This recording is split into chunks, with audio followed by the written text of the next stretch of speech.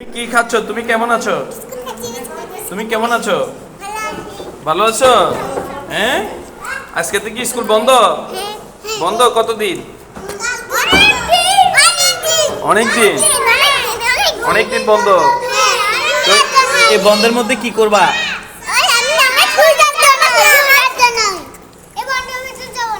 বন্ধ বন্ধ তোমার বন্ধ দিছি যে খুশি? তুমি খুশি? তুমি কেন স্কুল আসতে ভালো লাগে না?